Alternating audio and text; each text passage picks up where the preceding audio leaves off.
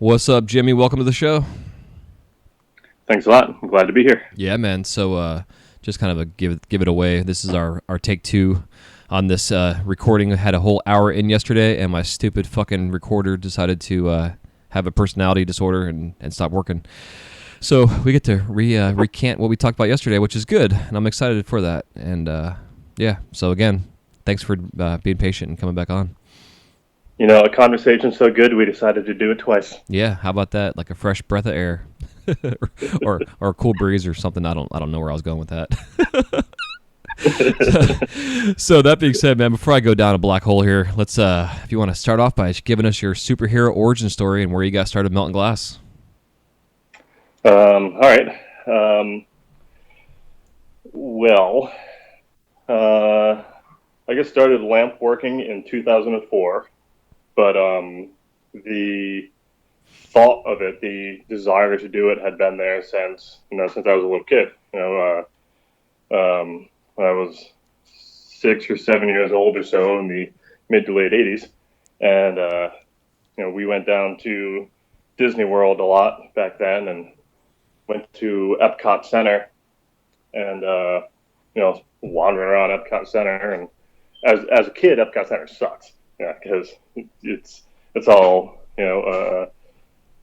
things that want to teach you something, or they have all the cities that you can go to, but you can't drink when you're a kid. So that's for your parents to enjoy. But Yeah. we're working on Epcot Center, and as you know, all this, working at Disney, and walking around Epcot Center, and we run into this little glass studio where they were lamp working and making figurines and horses and dogs and cats and dragons and unicorns and everything. And I just remember being fascinated by it. It's actually one of my earliest, clearest memories, which is saying a lot because I don't remember what I had for breakfast this morning. But I remember just standing there in awe, just watching this person just make these little figurines, and it was so quick and it was so clean and they were so precise. You knew exactly what they were. It wasn't a interpretation of something. It was an actual figurine. It was that actual animal. And I was like, I'm gonna make a horse. And they get done making a horse, and you're like, oh, that's a fucking horse. And so that was on my mind for a good portion of my life. And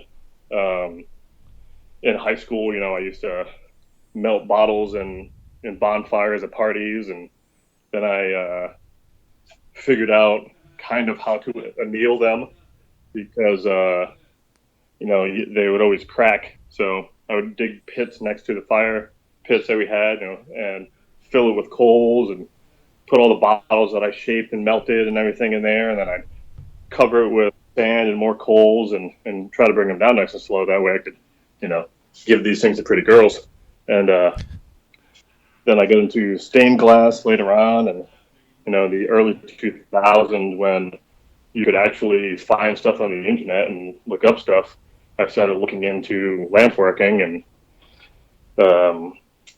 spent some time looking into it, researching it, finding what I could online, any videos, any books that I could find. And then I bought a bunch of tools and glass and a torch and everything else, and got into a little bit. Found a guy on MySpace, Morgan Schwartz from Mystic Glass in Connecticut. Went down and hung out for a weekend with him. Took a little class just to see what it was like. Shortly thereafter, I met this pretty girl. Through a party at my house, and she showed up, and we got to talking, and I was like, that girl was cute. So I threw another huge party the next weekend to get her to come back, and I made sure that I invited all the people that would invite her. And she came over, and we started dating, and dated for a couple of years, on and off 1,000 times. And we set up in her parents' basement and blew glass down there for a while. That's really where I took all those videos that I've been watching and try those techniques. Heck yeah. Learn how. Yeah, that's awesome. Yeah, and learned how to make marbles and pendants and everything else. And, then one of the 1,000 times that me and her split and I couldn't blow glass in my parents' basement for obvious reasons. A couple of my friends wanted to get into blowing glass. So the three of us set up in my friend's grandmother's basement. That was myself, Charlie Reynolds, and Ed Hauser from Pass the Glass here in Rhode Island.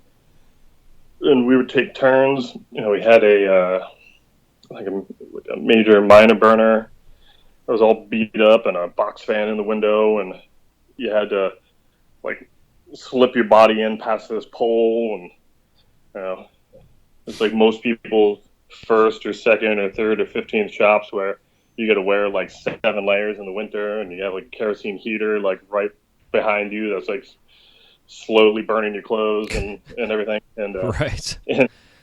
And in the summer, you got all the doors open and just moths just flying in, just committing suicide right in front of you and exploding. Kamikazes.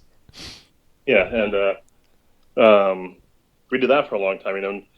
When the three of us were there, we would take turns, and you get up and you make a pendant, and then you step off to the side and drink a beer, and somebody else steps up and makes a pendant, and you just go in that order. So you don't really get a rhythm going, but you still get to work and you still get to hang out with your friends, and but did that for a while, and then in that time, I was selling glass to people, and I was watching some people. Used to buy glass from PJ Davenport and watch him work a lot, and get a lot of insight from him. I shared a shop with Jesse Haskins from Scro Glass for a while. I set up in the basement of a head shop at one point. Just because I was selling to that shop, and I was telling him that I was looking for a space to go, and he said, "Oh, set up in my basement." So set up in his basement, and I was vending at a festival one time, and Melanie Kanzler was there from Fire Dance Glass, I think, is what she goes by. And I had met her a couple times before, and she was blowing glass there, and she was blowing glass with her friend Bobby, who was an apprentice of hers at one point. And I met Bobby, and we just immediately hit it off and became really, really good friends. So then I was going down to his shop every other weekend for quite a while, and he was the first person that showed me how to make a pipe. Nice. I had clusterfucked my way through making a couple of pipes. I remember that's what I when I get to that festival, and my friend who I was vending with, she was like, "Oh, Jimmy," she was like, "Melanie's here. She's over there blowing glass." And I grabbed my case and went running over there to show her these shitty ass pipes that I made. And and it's my first chillum that you could stick your entire fist in, and look what I made. It's all crooked and weird colors, and everything bubbled out. And it's got a 1 pound bowl in the front of it. Yeah, so they looked at that stuff, and I got talking to Bobby, and Bobby was like, "Oh, Jimmy, come to my shop. I'm not too far away in Connecticut," and it was a couple hours away, but I started going out there, and he was the first person that was like, "All right, this is how you make a spoon. This is how you make a pipe," and he went through it and explained everything he did, and then he's like, "Okay, now you do it." And then he was over my shoulder, do this, don't do this, change your hand this way, and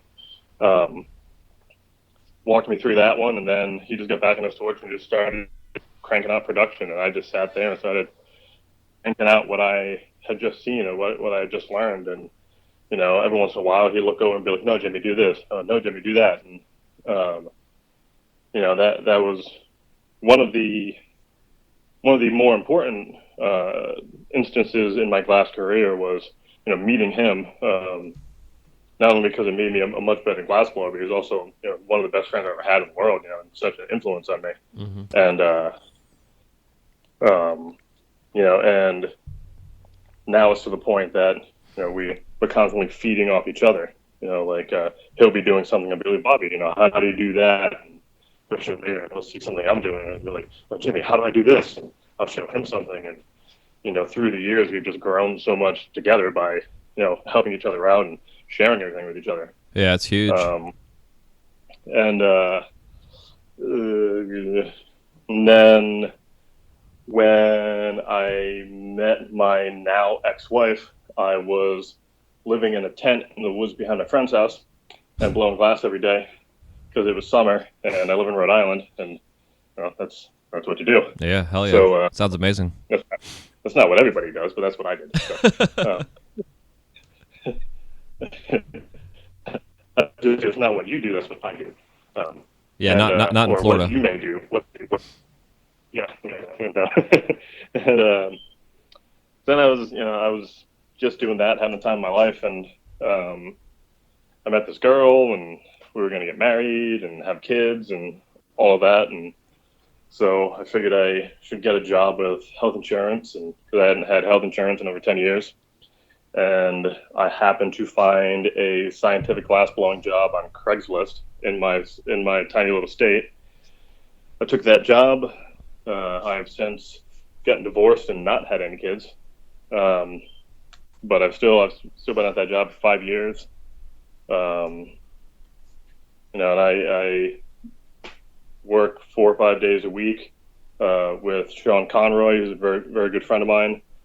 Very, very talented glass blower that used to make glass harmonicas and makes glass instruments now. Does a lot of casting. Very, very knowledgeable. And he's had a gigantic influence on me as well, just because of his overall knowledge, and also, he taught me how to be more precise, because a lot of the things that we make at work, the tolerance is very low. So, if it says that it has to be 130 millimeters long, plus or minus 0.25 millimeters, if you're outside of that range, they might reject it. And, some things you can fix, some things you can't, some things you just wasted all that time on. Yeah. Well, it's interesting talking about that too, because I had Mike Souza on the show, and he's a scientific glass artist up at Princeton University.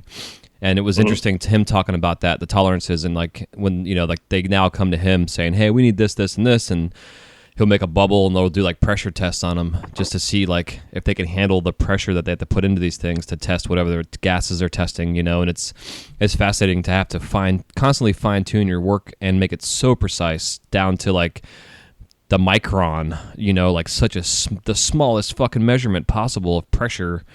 Like you're saying, you got to have these tolerances, especially because a lot of this stuff's being used for for NASA and for all this major technology nowadays.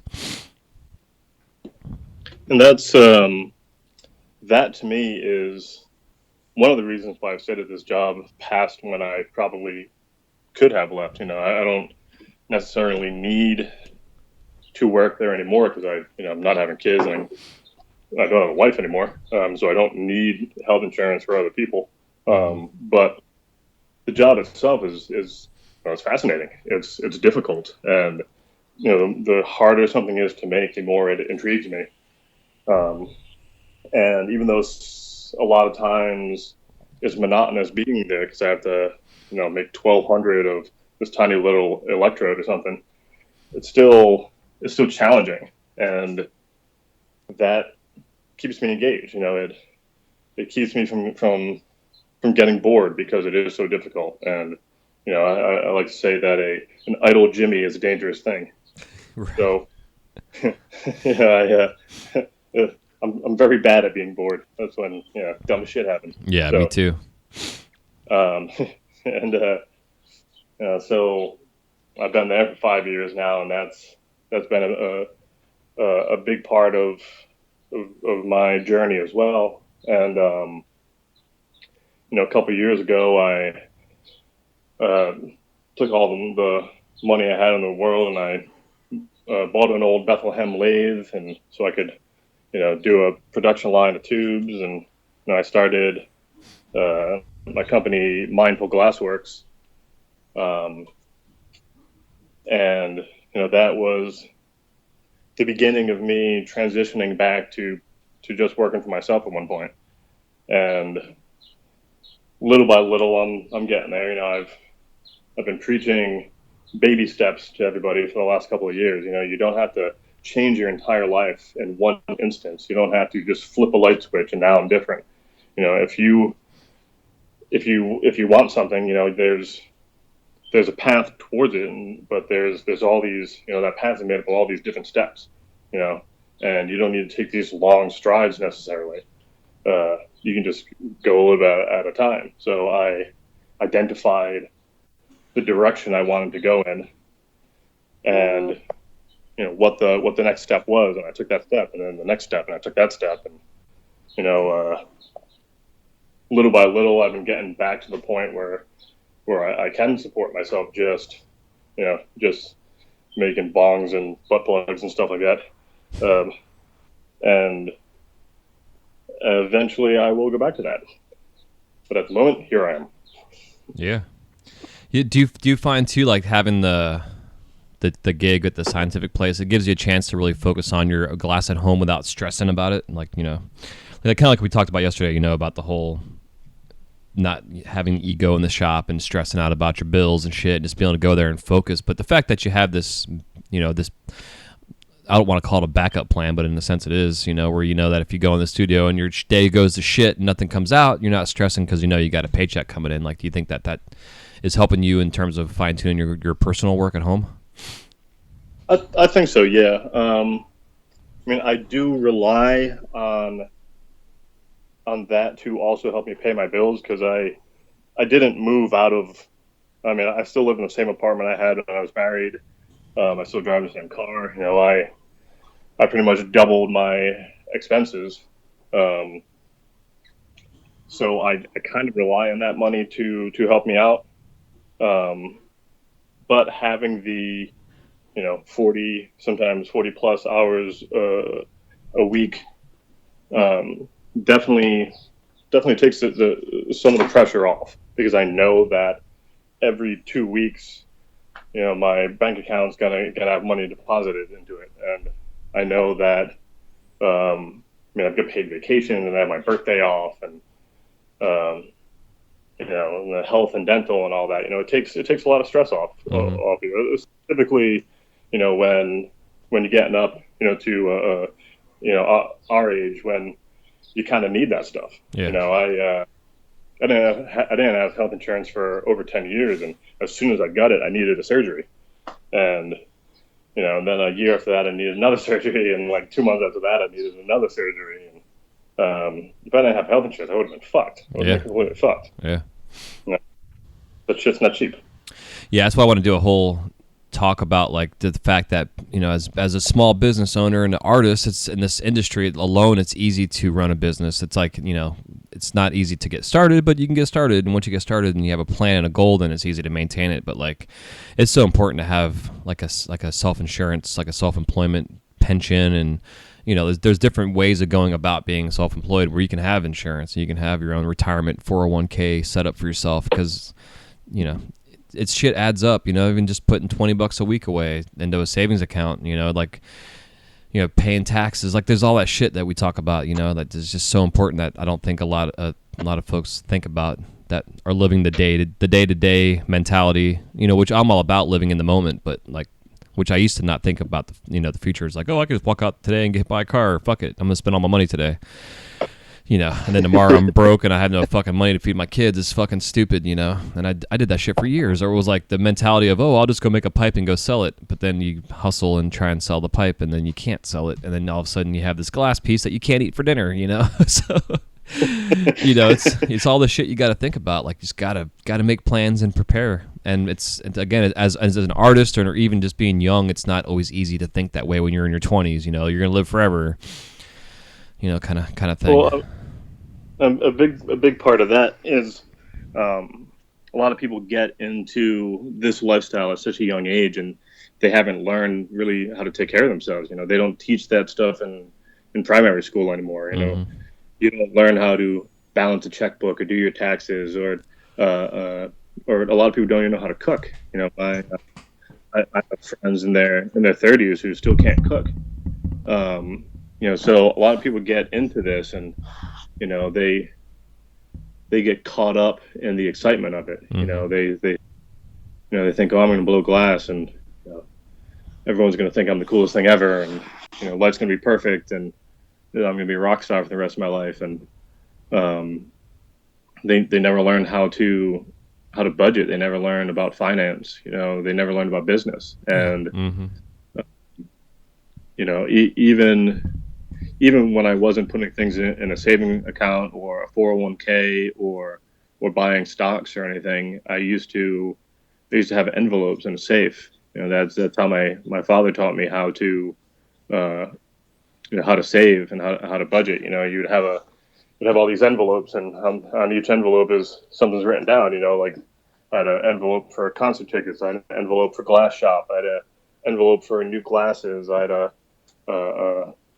an envelope for tires. So every week you take a little bit of money and you put it in these envelopes, and eventually, you have an envelope full of the amount of money you're looking for. You need to put tires on your car. You go look in the envelope and you got a couple $100s in there, or even if you have $40 in there, you have $40 more than you thought you had. Yeah, exactly. And luckily he taught me that in my early 20s, so I became good with money pretty early on. And and as we were talking about yesterday, I got into business management at a very young age. So when I was 19 years old, the restaurant I was working for wanted to make me an assistant manager, and and I cleaned myself up a little bit that way I could do that, and I've just been doing that pretty much ever since. Every time that I go back to work for somebody else, I end up running a business for somebody or helping to run a business for somebody, because it's just naturally, that just makes sense to me. And in between all that stuff, I would take off and go live in the woods in Ohio, or go live in Arcata, California, or just go on tour with some cute girl with dreadlocks and and a tattoo on her face or something. Just whatever the hell, whatever interested me at the time or excited me at the time. Sometimes you see something shiny and you're like, ooh, that's shiny, and you want to pick it up. Sometimes that would be quitting my job and giving away half my shit and getting in my car and driving across the country. Because there was a shiny new state to live in, or some shiny new lady to chase around the country, or but then every time I would stop and settle somewhere, I'd end up managing somebody's business somewhere. And that has helped so much with my glass career, because right from the very beginning, as soon as I started to make anything with some consistency, I was able to also see it as a business. And I still love the lifestyle of I'm going to stay up for 2 days straight and blow glass because I feel like it, and if you need to take a random day off, you take a random day off and go do something fun. But I still have kind of a regimen. I know the hours I need to work. I know the amount of products I need to make. I set a time frame for myself. I used to have, as we talked about yesterday, I used to have an Excel program that I drew up that was a formula that when I get to the end of making a product, I would time myself when I was making it. And then once it came out of the kiln, I would weigh it. I'd plug in the weight and I'd plug in my time, and it would do a calculation and tell me the very base that I need to get for that product to make the amount of money I wanted to make, to make the profit that I wanted to make. And that to me is so important. It's something that not a lot of people you see in the industry understand at first, or sometimes ever. And you see a lot of people that they're starving artists. They complain about having to work too much and not being able to pay their bills, or they're always liquidating stuff at the end of the month so they can pay their rent. And this isn't always the case, but some of those people, at least, if they just understood the business side of it a little better, or focus more on the business side of it, they might not have that problem every month. I have a full-time job now, but I used to just work for myself, and I made more money doing that than I do at the job that I have now. Even with the benefits and everything included, I still made more money working for myself. And, I set my own schedule, but I set that schedule. So I might not work Monday through Friday, but, if I want to take a Tuesday off to go to the beach, I go to the beach. But then on Sunday, I'm going to work. And some days I work 8 hours, days I work 12 hours, whatever needs to be done. But that's something that a lot of people don't really focus on. And like I said, I think it's because a lot of us got into this so young before we really had to learn a lot, before we had to learn how to, budget, and before we had to learn how to do our taxes, file our taxes.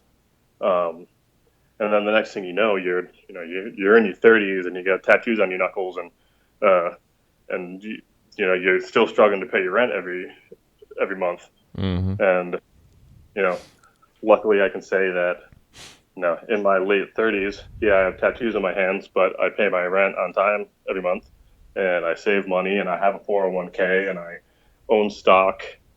I go on vacation.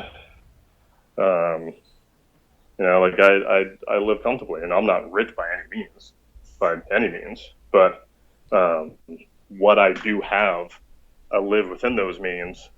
I have a nice apartment. I drive a cute little Kia.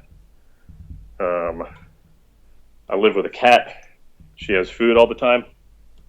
I go to concerts.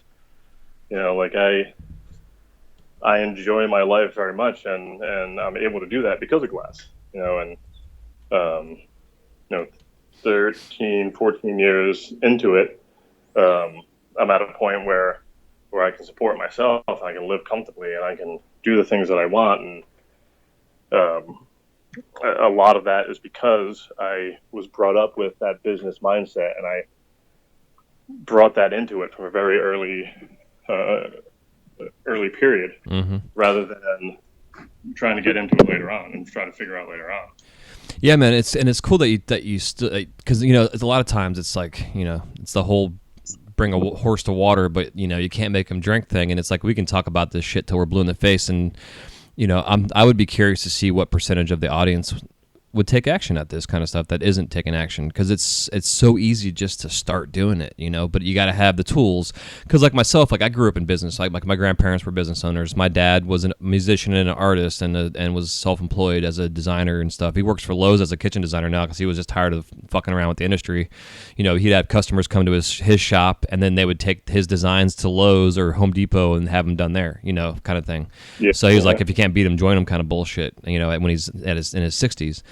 So I've been around it, but they never really showed me the business side of stuff and I had to learn that on my own. Like I went to Subway and worked at Subway for 7 years, and I tell people that, and they look at me cross-eyed like I'm fucking crazy. But it's like, if I'm going to work for somebody, I'm taking complete full advantage of whatever knowledge I can get out of that situation. And I learned everything from how to do production. I mean, literally doing production, doing our prep work in the morning and cranking out 100 sandwiches an hour at lunchtime kind of shit. It's no different than what we're doing in pipes, and then learning the business side of it and learning how to manage my time. And, it takes self-discipline. And don't get me wrong, man. I mean, I know you're probably just like me. It's like, now that we're older, self-discipline's a little easier to do, but it's still a struggle. But, like you're saying, you want to go to the beach on Tuesday? Cool. But that you have to then work on your other day that you would have off instead, because you got to sacrifice that day, and stay regimented and stay scheduled and stay organized. But it, like my personality and the way I've always been, which I'm breaking out of here now that I'm 40, but it's like I go buy a planner or a business book or some kind of scheduling tool, and I'd get organized, and then I would forget that I was fucking organized.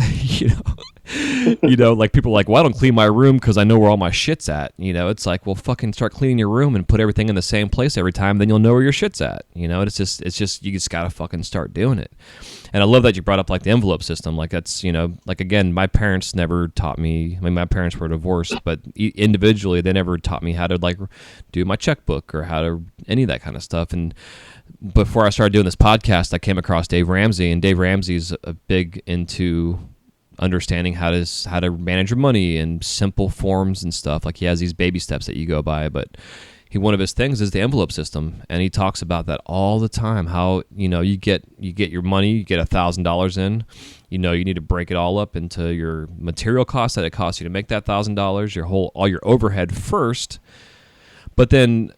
Just recently, I came across this show and book. It's called Profit First, and I'm actually in the middle of trying to bring the guy on, Mike Michalowicz, onto the show. It's a great podcast, but their whole philosophy is all about paying yourself first. But he also has it set up to where you have like 6 or 7 different accounts at different banks. Like you have 2 different banks you work with. You have one bank that has your primary checking account for your personal stuff. You have your business account there. You have 2 separate savings accounts for emergency funds or whatever. And then you have at another bank or an institution that you don't go to and you can't touch, you then have your money that is allocated there for your taxes and also for a savings account. That was where you put your profits at. And he says profit first because even if it's just 1% that you pay yourself from right off the top of the deck, at least you're putting 1% away to yourself. And his whole thing with his profits is every quarter, you then take your profits that you paid yourself, and then you go have fun with it. You don't spend it on anything in the business, nothing. That little bit of money that you put aside is for you to do whatever the fuck you want to do with, because you're already saving money for your rainy day fund. You already have your taxes saved up, like all that stuff. And, there's like the gap principle where you take, it's like the basic accounting principle where you take, okay, I made $500. I now know that it cost me $250 to make that, so I take the $250 out. I take 15% towards taxes, and then I have what's left over as my profit. But to go with the profit first principle, he's helping accountants like change their mentality of how to go about doing this accounting practice, because like the gap principle has been around for a century or so that this country's based itself on, and to get to the mentality, because again, like what we're doing as artists, it's a lifestyle for us. It's a unique opportunity to live this lifestyle that we want to live and do what we want to do and travel the world and be artists and what have you. But you got to have a set standard practice of your accounting, and by going through whatever it is, you got to do something. You can't just like make your money and be like, oh, let's go have some fucking fun tonight. Because I'm like, I think the worst place for these trade shows is in fucking Vegas. I get it because it's like the convention center of the world, but you got some of these guys and gals that have no self control. They'll go there and make $10,000. It costs them $5,000 to get there and set up and sell all their shit. They sell all their glass that costs them $5,000, but they got $10,000 in their pocket. But really, that $10,000 just paid for their trip and for all their materials. And then they go to the casinos or the strip clubs or whatever, and they go home with $5 in their pocket, and they just realize that, wow, I didn't do anything. I just worked my ass off for 6 months just to come here and get fucked up and just blow my money on casinos. And not only did they blow all the money while they're there, but the time that they're there, they're not working. Yeah, exactly. So that's also more money that they're losing, and that's something that we talked a little bit yesterday about. I think we mentioned like little things that people miss, and that's something that a lot of people in that situation might miss. They might say, "Oh, this trip just cost me, this much money," but something they might not take into account is the week that they've been gone. They could have been working, 8 to 10 hours a day, and they're also losing that much money. Yeah. Yeah, well, like my drive to work, I have an hour and a half one-way drive. Like I'm actually moving out there in September to cut back on that, but like I have to take 3 hours and add that to my time that I'm on schedule, and then divide that by what I'm getting paid to get my real pay scale. Because I have to. So hey, you want to hear one of my favorite sounds in the world? I'd love it. Did you hear that? I did. The hell was it? It's a can of cider. Oh, nice. Hell yeah. Well, I guess it is 12:30, so yeah, there you go. Well, it's I get the day off. Fuck it. Yeah, exactly. What kind of cider is it? It is a down east cider. I think this is from Vermont, maybe, or something. I think. I don't know. Yeah, I love where like the whole craft drink industry is going right now. It's neat. I don't drink that much anymore. I mean, I would probably have a drink a day, but when I do, I certainly enjoy them. Yeah, same here. You know, I told you an anecdote yesterday about a friend of mine who, always has a lot of glass stock, and he'll get to a point where he liquidates it all, because he might need money or he just wants it gone, and he'll sell it for like $3,000 or something, and then in his eyes, he's like, I just did a $3,000 sale, but not taking into account that all the time and effort that went into making it, his profit is probably very negligible because he just sold it for, he just sold $5,000 worth of glass for $3,000 just to get rid of it. Mm-hmm. And and then when you bring that up, somebody like that will say, "Well, I've got $3,000 in my pocket," not taking into account that they didn't actually make that much profit. And the little incidental things that a lot of people miss when they're calculating, their expenses. Sometimes you miss little things. The amount of time it takes to drive to get your oxygen if you have to do that, or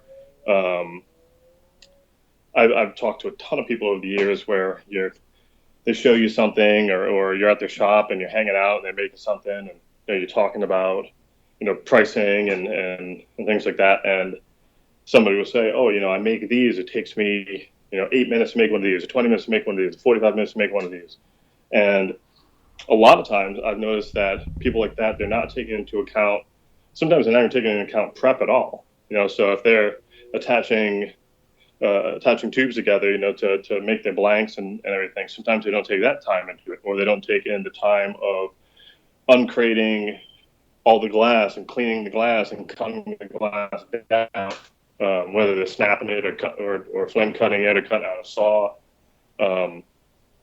And they miss all that time. So they say, "Oh, I get this much money for this product," but they're missing a lot of things that go into it. And, I think that's another thing that leads to people at the end of the month, "Oh, I gotta sell all this. I gotta sell half of the glass that I've collected from other artists because I need to pay my bills, or I've got a case of glass that I made, and I can't wait for a couple of days to go talk to a shop. I need to sell it all cheap right now. That way they can pay their bills." Mm-hmm. There's all these tiny little things that a lot of people miss, and missing those things, it all adds up.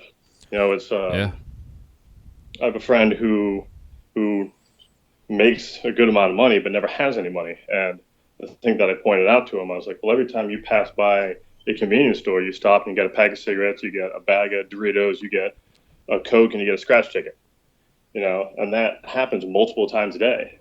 And then that person, has a kid in the car and gets a kid a candy bar or gets a kid a toy or something, and all that stuff adds up. So at the end of a month, all those little stops add up, and then you take that month and multiply that by 12, and over the course of a year, you're spending a lot of money on these tiny little things, and you don't even take that into account when you're looking at your finances or budgeting. Yeah, exactly. Something I've pointed out to a ton of people is you just look at food as an expense, and if you only spend $10 a day on food, that's $300 a month. That's a huge expense. Mm-hmm. That's twice what my car payment is right now. That's like more than twice what my car payment is. And how many of us only spend $10 a day on food? It's the tiny little things in life that you end up missing that end up being so detrimental and so important. And that's something that I think a lot about still, but I spent a lot of time thinking about trying to identify all these little things, and even if you have to make a list of them, that way you can keep it fresh in your brain, you can pay more attention to them. Yeah, and exactly. then those don't get out of control. Oh, that sounds delicious. Oh, you still there, man? I lost you for a second. Yeah. Okay. Sorry, I was taking a sip. Oh, you're good. Yeah, man. But it's so true. Something I've come across recently. It's going back to Dave Ramsey's. He came up with his company developed this app called Every Dollar, and it's basically a budgeting app, and it's so simple to use. And I've been using it and they say it takes like 90 days to get yourself a really good, to get used to your budget because things come up that you weren't expecting, etc. But I'm just as guilty as anybody else to hit the Starbucks once a day or every couple days or whatever. And it's like I go through my coffee expenses sometimes, and it's like I'll spend $300-$400 in a month on fucking coffee. It's like I think I spend most of my money on beverages over anything. It's fucking stupid. It's like okay, a lot of it is just routine because I'm a very routine kind of person just in general, and when my routine's thrown off, it throws my entire day off or week or whatever. I mean, it sucks. It's just a mental fuck I get. But it's like I drive by Starbucks if I want a coffee, and I'm like, all right, and I have to say to myself out loud, so I actually hear myself saying, "Keep fucking driving, asshole," and I just keep on driving, And then it feels good, and I'm like, cool, I accomplished that. It's like being a crackhead, and you're like, I'm trying not to smoke crack anymore, and you drive by your crack dealer's house, and it's like, okay, don't go buy any more crack, asshole. And I feel like that way about this kind of stuff, but it's just because it's just stupid routine bullshit, and a lot of us get in those habits, like you're saying, your buddy going into the convenience store and buying all those little knick-knack things, and it's just a lot of it's just routine and habit, and it's that death by 1,000 cuts thing, and it's amazing how fast that shit adds up, and it cuts into your profits. That's why it's important. Again, we talked about separating your money. If you're all your money's going into one account, you cannot keep track of how much of that money that you're pulling out of there is coming out of your business, at all. And if you have a business savings account, you're going to be more apt to want to go jump into that thing and take money out of it. Like we were saying yesterday, it's like you're in a space where you have the discipline to know that if you have $1,000 in the savings account and you need to go buy tickets for a concert, you cannot touch that $1,000 in that savings account because it's not allocated for that. It's allocated for if your fucking torch takes a shit, And I hear like listening, not listening, but Carl Termini hurt himself pretty bad doing jiu-jitsu or some martial arts stuff he was doing, and it's a wake-up call for a lot of people to see an artist like him who is a name in the industry and who's he's a killer guy in general, human being wise, and an awesome artist, and seeing him struggling trying to go through to work, if he could have potentially, or anybody in that situation could have potentially saved up like a 90-day emergency fund, then you could actually take that time off and heal and then get back to work full strength. It's just, and I hate to bring him up as a name, but it's just an example that a lot of us listening to, know who he is, and what's that? Name drop. Yeah, exactly. Without not trying to throw him under the bus, but he's an example because why I bring him up because he's very transparent with his life, and he shares things about his struggles, and he always laughs about it. Like he'll post a piece of glass and he gets like 10,000 likes, then he posts like some veggies he pulled out of his garden, he gets like 10. Yeah. And I'm the one liking his veggies over his glass, kind of thing. But that's just my personality. But it's so important to talk about this kind of stuff, and it's something I haven't talked about in a while, and I want to continue to talk. Do some individual shows again on this kind of stuff because it's so easy just to set up a simple budget. Now, a question for you too, just to kind of thinking about things I've talked about in the business sense. When you're calculating, like you had your formula, you weigh your piece out when it's done being made. Are you calculating any things that were removed, like a blowpipe or some glass scraps? Or are you taking that into consideration? Yeah, I kind of added that into.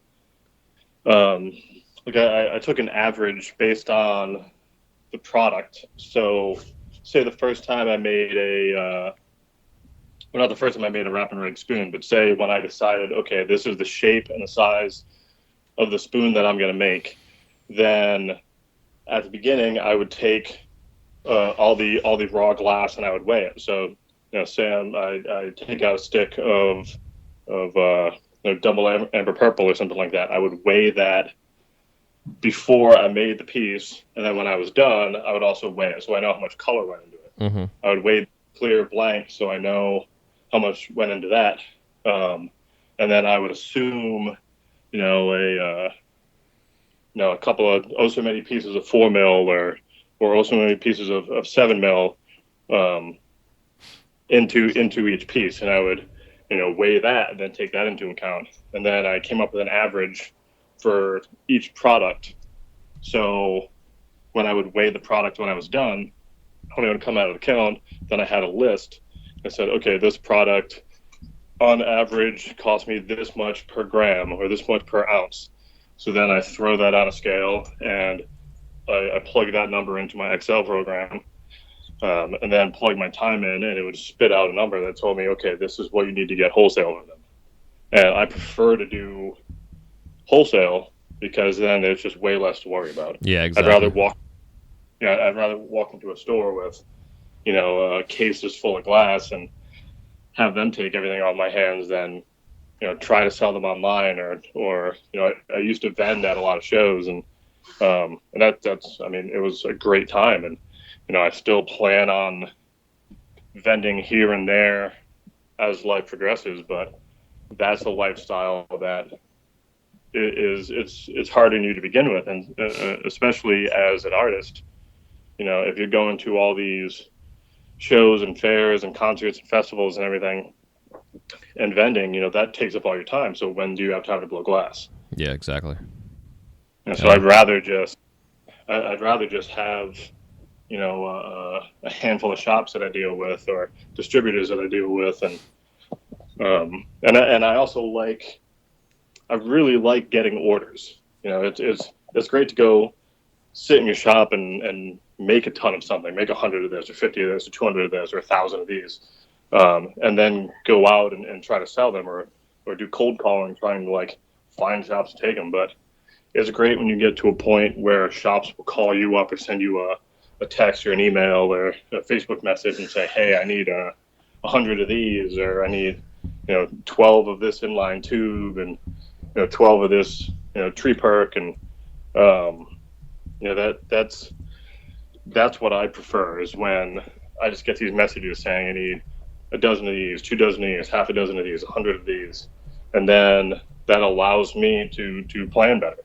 Then I can say, okay, well, how much time do I need to do that? It takes me this long to make this product, so that means I would need so many days to make it, and then I can look at what my schedule is like for the next week or two and say, okay, these are the days that I can work, and then I know, if it's a Tuesday night and I have to go work for 4 or 5 hours, I know that a couple of days in advance, and when I go to work that day, at my regular daytime job, I know that when I'm done, I have to drive to my shop and I have to work until around this time to make so many of this product.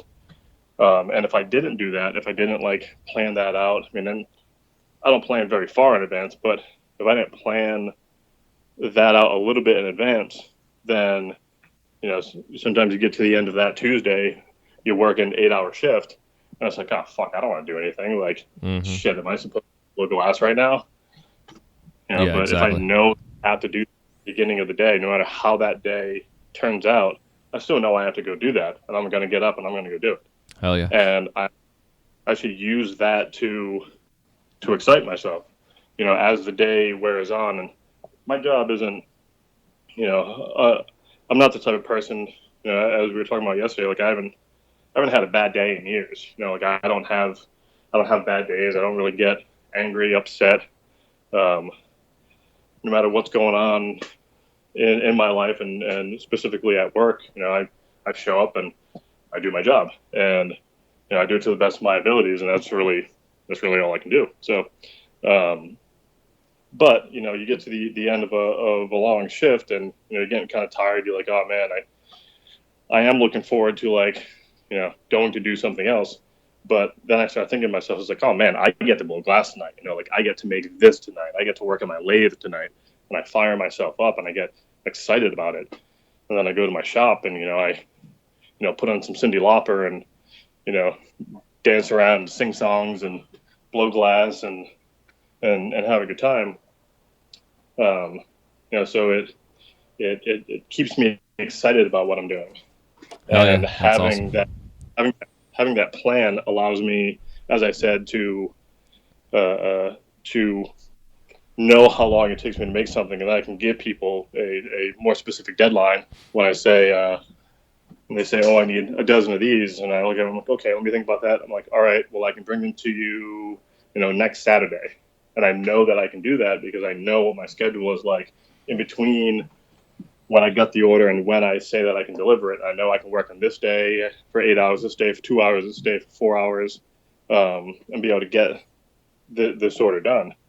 And then, I'm never struggling to get anything done. I'm never,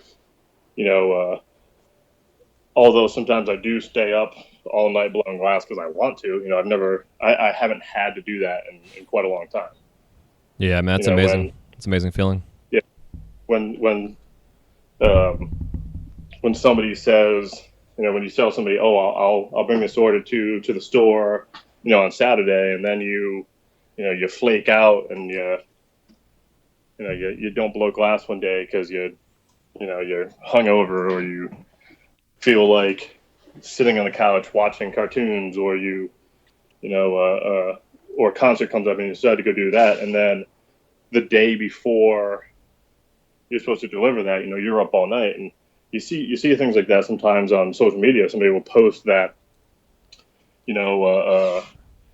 they're supposed to be somewhere. They're supposed to be at an appointment at like 2:00, and they're like waiting for the kiln to cool down. That way they can take things out of the kiln and make it to this appointment and sell this glass. And not only is that stressful to the artist, but it's also stressful to the glass. Mm-hmm. A lot of people don't anneal things properly because they're in such a rush all the time. Yeah, that's why I was trying to come up with a name for like the lightning round, and that's why I call it the crash in the kiln round, because I know we've all been guilty of it, dude. We certainly have. But hey, man, that being said, I'm going to hit stop real quick and save this part of the recording just because I'm almost at an hour right now, just in case. So, and while it's saving, I'm going to go pee real quick and get a coffee refill, mm-hmm. and then I'll be like back in like a minute. Okay. All right, give me 1 second. All right.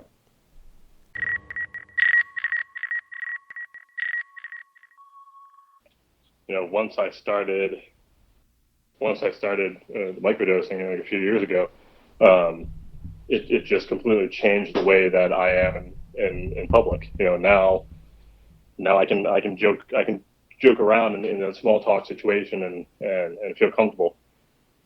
Huh, that's interesting. I know Tim. I think it was Tim Ferriss. He has an awesome podcast, but I think it was his show.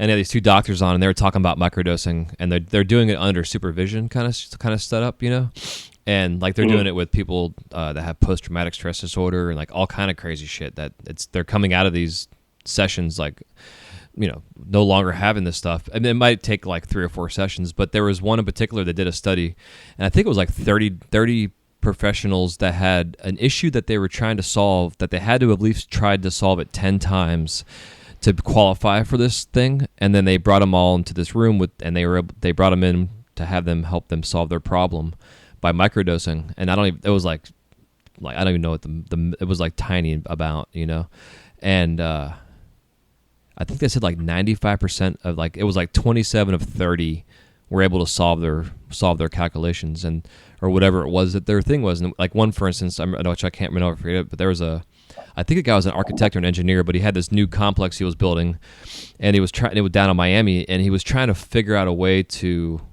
make this specific looking like overhang kind of gimmick that people can walk under that would keep them from getting wet. And he had to have a certain design to it, and he was trying to figure out this specific bolt, I guess, down to like the nuances of what to use, not only for the function but also for how it looked, the aesthetic value of it.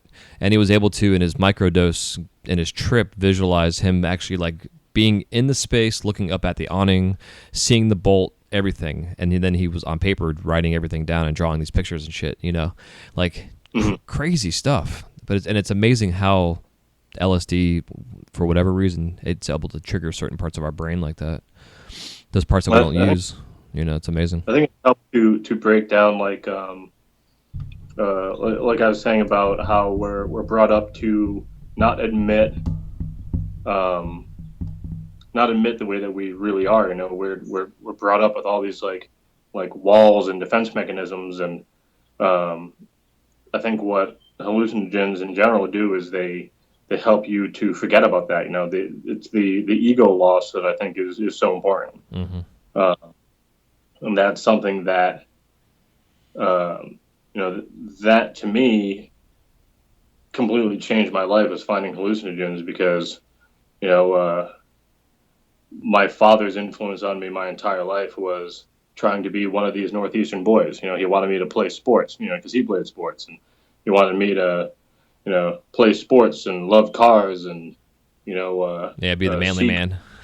yeah, see girls as objects and everything. And I'm just none of those things. Like I'm good at sports, because I've always been spry and in pretty good shape, but I don't give a fuck about sports, and I don't care about driving fast in a car. And most of my friends are either girls or gay men, because I just get along with them better. So I'm not gonna like see girls as objects like a lot of boys do. Mm-hmm. And um, my entire life, he was and he's a very good person, but he's very, early 60s greaser. So he was trying to bring me up to be that certain type of person, that certain archetype of a man. And I'm just not that. And finding hallucinogens allowed me to, well, it helped me realize that I don't need to be that, and it allowed me to come up with my own idea of what I'm supposed to be as a person, and it led me to being this. Yeah, man, that's fucking awesome. I just before I forget, are you okay that we're recording this or not? I just want to make sure. Yeah, I'm okay. Okay, because I mean it's some deep stuff. So yeah, I think it's gonna touch the people though. I think it's good shit. There's nothing I'm ever going to say that I'm not okay with people hearing. Cool. That's a promise I made to myself at one point in my life. Was I'm not into secrets, and I'm not into. I mean, I want to share everything that happens in my life, everything that's on my mind, for better or for worse, and all you can really hope for, in my opinion, in life, is to find other people that feel the same way, and listen to what you have to say, and you can listen to what they have to say. Um, and that's always been very important to me. It's been very important to me to, once I, like I said, once I realized that I don't need to fit into that archetype of a typical boy, specifically a typical Northeastern boy. Um, what I want to do is I want to talk about that. I want to share that with people. I want to express that, because maybe I can help other people realize that. There's there's a great it's like a documentary, I think you would call it. I believe it's called the Mask We Live In. I could have that off a little bit, but that's it's basically what it's called, and it's pretty much about that, like the way that we raise boys in our society. The when parents, when fathers tell them, like, boys don't cry and walk it off, and you got to be tough and don't act like a girl and all this. Um, and I think that really damages young men. I think saying those things to them and implying those things to them really, really fucks up their life. When I still have very, very close friends that, in their 30s and 40s, that would be afraid to cry in front of somebody, specifically another man. Mm-hmm. Somebody in your family dies, and you're afraid to show that you're upset. You're afraid to cry, to show that it hurts. And it's such a horrible way to live, to not be able to express your emotions or feel your emotions or share your emotions.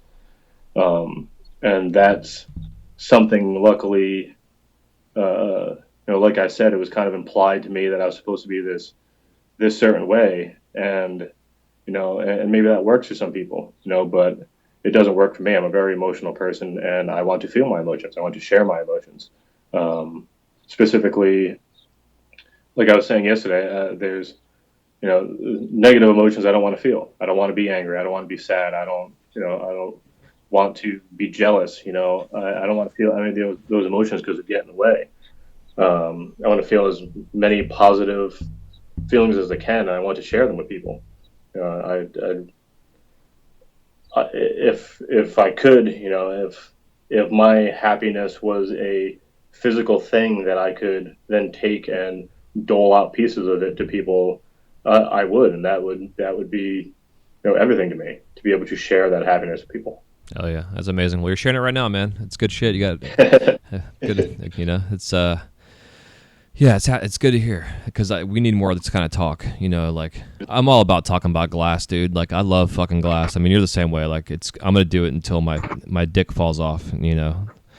But we're so much more than being the glasses and just part of, that's what we do. It's what makes our money. It's our passion. But, we're more than that. And it's good to talk about that kind of shit. Like you're saying the sports thing, I always kind of laugh about that shit because like I'm a sports fan myself, but like when I'm at a sports game, I'm not talking about the game, I'm talking about life. You know what I mean? Yeah. It's like, and it's just how I'm the same way. I'll just like to talk about everything else, but then about what's going on around us at the time. Unless I'm watching a movie or something like that, I'll comment about it. But that being said, it's still nice to just have a fucking real conversation about people. Like when someone's like, hey, how's your day going? I'm not gonna be like, well, I got up this morning and took a shit and brushed my teeth. Like I'm not gonna get into full details, but it's like if I'm in a shit mood, I'm gonna tell somebody. But if I'm in a great mood, I'm like, dude, I'm fucking awesome. I don't like when I hear people say, oh, I'm good. I'm like, why are you, or people come to work that are guests of ours. I'm like, hey, how's everybody doing? They're like, oh, we're doing all right. I'm like, you're all right. How, and I give them shit for it. And I'm like, you guys should be fucking having a blast. It should be fantastic. And they're in our store covered and wearing their ponchos because it's raining outside, But it's like, dude, you're a fucking Disney. Live it up. You're wet in the rain. It's fun. Enjoy it. Be a kid. Life is so fragile and it's so chaotic. It's so unknown, and I don't understand how people can't enjoy that. Like it could end at any second. Just enjoy the shit out of it. The way that I see any relationship in life, whether it's romantic, friendship, professional, whatever. If you find somebody in your life that makes you happy, spend time with them. You continue to enjoy that time that you're going to. Hey man, Jimmy, I hate to cut you. You're breaking up a little bit, dude. I hate to cut you off. I don't know if you're in a weird place in the house. Sometimes I do have weird service here. Can you hear me now? Yep, much better. Okay. I also don't have the headset, like the earbuds in, because I left them at my studio and I'm at home right now. Oh, okay. So that might have something to do with it as well. Yeah, like I don't understand how. I mean, personally, like I said, like I don't want to feel negative emotions. I don't want to be angry. Like I don't want to be anxious. I try very hard to not feel that way because it gets in the way. It gets in the way of enjoying life as much as I can. And as I started talking about yesterday, I think it might actually been shortly before we realized that we weren't recording anything. Mm-hmm. I named my company Mindful Glassworks for a reason, because mindfulness is something that I've been exploring very deeply for 15, 20 years or so, like trying to actually connect with that concept of seeing things the way they are. And it's not about seeing the good or the bad. It's about seeing things the way they are. And sometimes it's little things like you were saying that you spend a lot of money in beverages, and every time you pass by something, you pass by like a Starbucks or something, and you're like, oh my God, I want that. To actually acknowledge that you are that way, then it allows you to decide whether you need to change that or not. Yeah, exactly. Or one thing that I notice about myself, and a lot of other people are the same way, and I have since been able to change this about myself, was the anger and frustration you feel when you're working with glass and in life in general. But when things aren't going your way and you get frustrated and you get angry and you throw what you're working on, or you swear at what you're working on, and that stops the creative process, because now you're just thinking about how you fucked up, and and now you're struggling to make something else quick or fix this thing that you fucked up. And besides the fact that gets in the way of your own creative process and your own life, and that also drags your own mental and emotional state down, also affects the people around you. So your frequency, like if you're have all these negative emotions that you're expressing, and there's other people in your shop, that affects them as well, and that's not fair. So when things aren't going your way, and you're fucking piece of shit, and you're throwing things across the shop, and you're stalking around, and you're sulking in the corner, all the other people that are trying to blow glass in that shop, they're affected by that energy. Mm-hmm. And it's not fair to them, because they just came to work with a positive outlook and a positive attitude, and they want to get something done. They want to create. They want to, they want to blow glass, because that's their lifestyle as well. And you being in a bad mood and expressing it openly like that, and stomping your feet and stalking around, that brings them down as well. And that's something that I said to myself, that I didn't want to do that. I didn't want to be that person again. I never wanted to be the person that I would be, in a bad mood, and affect the people around me. Mm-hmm. I'd rather just be happy all the time and have that affect people. But you still allow yourself to feel the emotion of negativity in a sense, or sadness. I mean, I'm sure you're not just like, fucking rainbows and unicorns all goddamn day. I understand, being what you're saying. I just want to make sure the audience understands that you're not just like saying that, you're happy, because you have your emotions and you're a human. But I totally, but your perspective and being mindful, it's like the ego, like we talked about yesterday, putting the ego away. It's like, it's not easy to do, and putting your pride to the side and just being in the flow state with glass. Yeah, you're still going to feel, those emotions are still going to creep into you. But I think the thing that was important for me was learning to acknowledge them, learning to be mindful of them, and then moving on, mm-hmm. rather than, some people, they go to, they might go to Starbucks down there up here. They go to Dunkin' Donuts because there's like 4 of them on every street. And they go to Dunkin' Donuts and they order a French vanilla, and they get a hazelnut, and it ruins their fucking day. Yeah, it ruins exactly. their entire. And the rest of the day, they're just like, because they get the wrong fucking coffee. It's like, man, you got the wrong coffee. Get over it. Yeah. And yeah. Those negative emotions still exist in my life, but they're very fleeting. And the rainbows and unicorn thing is actually, it's not too far off. Like I am pretty happy all the time now. I wasn't, but I am now, because I learned to see those negative emotions and not dwell on them. Yeah, it's amazing. They happen. And, they happen, and I see them, and I think about why I feel that way, and then I think about, is there anything I can do about it right now, or is there any reason why being upset about it for the rest of the day is going to positively affect that in any way? And pretty much always the answer is no. Yeah. So, I kind of just shrug my shoulders, and I'm like, okay, well, I'm gonna push that to the back of my mind so it's still there and I'm still aware of this situation. But I'm going to enjoy everything else around me as much as I can until it's time to deal with that situation. Yeah, man, and I get what you're saying too, because like for myself personally, I'm like by fault, I'm overly optimistic, and I'm learning how to keep that optimism there, but then bring a sense of realism into it to kind of mute it a little bit, so that I'm not like, oh, this is going to come out perfect every fucking time, or like I will do something and expect that in my head being positive about it, that this is going to happen, and then it doesn't happen because I wasn't being realistic about the situation to begin with. You know what I mean? So Yeah. so I understand what you're saying, because I guess my long-term goal, is enlightenment in a sense, or whatever you would want to call it. And you got to have that. You got to have that balance of saying I hear it all the time. People getting pissed off. I'm in Starbucks, and some dude's got like a fucking 20-shot espresso, and they didn't put enough water in it or something, and it like ruins this guy's entire week. I'm like, bro, you got a nice car outside, you got a house over your head.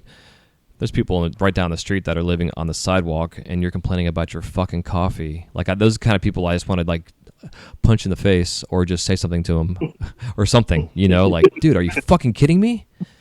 Jesus, I'm spending my last $3 on this coffee. What are you talking about? Which is a lot of times. But but that being said, it's like, you just gotta. It's, I guess, when you have an emotion, it's it matters what you do with it, and in terms of what the outcome of your mental space is. You can live in it, or you can say, what the fuck am I gonna do about this right now? Nothing, and then you move the fuck on. And when it comes to that with a glassblower's lifestyle, I think part of that comes back to the business aspect of it. If you put yourself in a situation where you don't have to stress all the time about getting that order done, then you allow yourself to not have those frustrated moments, to not have those days where you need to get an order done in the next like 25 minutes, and you can't, and everything's going wrong, and then you get frustrated. Yeah. Because we're artists, and to me, I mean, life, every aspect of life should be enjoyed no matter what you're doing. But as an artist, I do this because I love it. I do this because it excites me. It's fascinating. It's the thing that I think of all the time. It's a way to express myself. And those times that I had when I would get frustrated with it, and I'd throw something on the floor that I was working on, or I'd say, "Oh, I can't blow glass today. Nothing's going right." That's taking away from every precious second that I could have working with this medium. And that, to me, wasn't fair to me. Like, I want to enjoy what I do. I love it so much that I want to love it all the time. So even when something goes wrong, I think I was saying yesterday, when something goes wrong, rather than getting frustrated, I look at it, because rather than saying, "Oh, what the fuck, this thing," because it's not the glass's fault. You fucked up. Mm-hmm. If something broke, it's because you did something wrong. You tagged the inside of your seal, or you didn't get something hot enough, or you used the wrong color. You encased it green or something, and now it broke. It's not the glass's fault. It's your fault. So when something goes wrong, I just look at it and I say, "Oh, fuck. All right, well, what did I do wrong?" And then I identify what I do wrong, and I approach it again, and trying to keep negative emotion out of it. Now I'm like, "Oh man, I'm a fuck up." Okay, I'm like, "Oh, what did I do wrong? Oh shit, I tagged the inside of the seal. Okay, let me try it again and try not to do that." And then, usually the next time it goes right. Yep. But when you get frustrated, those are the days where the entire day just goes to shit. Exactly. Mm-hmm. Yeah, and sometimes you get those days and you got to learn just to walk away from it and then just get a fresh start the next day. Yeah, and an important thing that I tell people that I've taught, I say, when things aren't going your way, you need to reset. You need to reset your brain. So you need to do something that completely takes you out of what you're doing. So that could be, going and sitting down somewhere and eating a meal, or that could be taking a shit.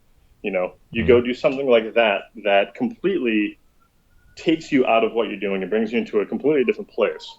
And then when you come back, it's like a complete reset. It's like going back into it fresh. And I always use the taking a shit example for people, and everyone always like giggles when I say it. I'm like, "No, seriously, like, do that." And people have then told me, like, later on in life, they're like, "Dude, that actually works." I'm like, "Yeah, because you go like, sit down on the throne and close the door, you're in your own little world, and that's something new that you're doing. And then when you're done, now you go back to doing. It's like, okay, now I got to do something else. And you go back to blowing glass, and it's like a fresh start. Mm-hmm. Yeah, that's why I talk about like when you're working for yourself to stay disciplined and also to be pretty productive and be able to get on social media or whatever is to work in 3-hour blocks. Like I'll do, like when I was doing my own glass full time, I would do like 3 to 4 3-hour blocks in a day. And that hour in between, I would go do something completely different. That wasn't. I'd go work out in the yard, or I'd go take a nap, or go for a bike ride. Something that was completely different, or eat lunch, or do my social media, or respond to a message, or email. You know what I mean? And it just made it so where I can come back. Even if I was halfway between a piece, if my alarm went off, I would stop what I was doing and go take my break, and then come back and get that refresh start. And I'm something I'm doing right now with the gig over at the Mouse House too, trying to stay on track, is with my whole new fitness diet. I'm doing this the hell is it called? I'm having a complete brain fart. Anyways, intermittent fasting, where I'm eating in like an 8-hour window throughout the day. So I have I'll eat my meals between like probably 11 to 12 and 8 o'clock. But sometimes I push it up where I won't eat anything all day until like 4 o'clock, and then I'll have like 2,000 calories in like a 5-hour window kind of thing. That's what Terry Crews does, correct? I don't know. Maybe. I think that's how I heard about it. Was like an article I saw that they're saying that Terry Crews does that. Oh, interesting. And I read about that, and I've thought about it. It's actually kind of probably what I do inadvertently. Mm-hmm. Sometimes I just forget to eat. Yeah, exactly. Yeah, well, that's where I'm at, man. I guess my point was like I'm at a point now where like if I'm doing my day of production at work, I understand if the piece I'm working on is not going well, it's probably because I need to go eat. I got to recharge and feed myself. So it's like it's just finding, and again, it goes back to being mindful and understanding your body and paying attention. Because when you start pushing through that stuff, if you're in the middle of a long session and you start realizing you're fucking up, it's time to turn your torch off and go walk away for a little bit. Because either you're gonna break your shit, you're gonna burn yourself, fuck yourself up even more so. Just gotta stop and walk away. Which again is why I preach about the 3-hour blocks. I think 3-hour blocks are great because you get a lot of shit done in 3 hours. It's amazing. You can watch a whole movie, blah blah blah, and get a lot of shit done. It's that reminds me of the way that I do classes when I do classes. You still see a lot of places that they do like an 8-hour class or 8-hour beginner class or something like that, and that's never made sense to me because specifically with beginners, if you have an 8-hour class, well, the stuff you learned in the first hour and a half, 2 hours, you're going to forget by the 7th, 8th hour. Yeah. So anytime I've done classes with people, I don't do more than 2 hours at a time. I say, you know what, come in for 2 hours, and then I'll let you fuck around for an hour on the torch. That way, everything they learn in those 2 hours is fresh in their brain, and they can just work on that on the torch. Yeah. It's important to, in my mind anyway, to break things up, like you said. To have these blocks because. Specifically, I think for people like us that struggle with ADD, if I sit down and I try to go just 8 hours straight on something, I'm going to get to a point where I probably get bored or I get frustrated or I lose my focus, and that's when things start to go wrong, and that's when I'm not at my best. So I do the same thing at work. Like I make sure that I take my breaks. And I actually plan them at certain times of the day. That way, my day is broken up into certain blocks that get a little easier. And when I'm at work at my regular job, I work until 5 o'clock. Well, I take my last break usually at 4:15. I take my last 15-minute break. So I come back from it at 4:30. And then I only have 30 minutes left. Mm-hmm. So after that break, I feel like I'm already going home. Yeah, dude, you do the same thing I do at work. It's hilarious. I mean, literally, that's exact. I do the same fucking thing. I take my last break. I'm off at 9 o'clock. My last break's at 8 o'clock, 8:30, and I come in, put my shit away, and go home. Because psychologically, it helps a lot because you come back from that break, you're like, oh fuck, all I got to do is clean up and go home. Yeah. The worst for me is if I get into something I'm working on and I get, because 4:30 is usually my first break, but if I get into like I think I did it on Saturday night. It was like 7:00 and I took my first break and I was like, and I think I did it too because I had a snack earlier in the day, so my energy level was good, and all of a sudden it's like fuck, it's 7:00, so I take my hour break and then I got to take my half an hour break still, so I guess I'm done working for the day. You know, and that's pretty much what happened. So, but it's cool, like you're saying. And not everybody does it this way, but if you can just be mindful and understand how you work and pay attention to that shit. Keep a journal, even if you have to write this stuff down, and then just fucking do it and just try different things. Try experiment with yourself and just to see what works better for you. And honest to God, man, staying hydrated through this whole process is probably the most important thing that you can do in a mental space to keep yourself going.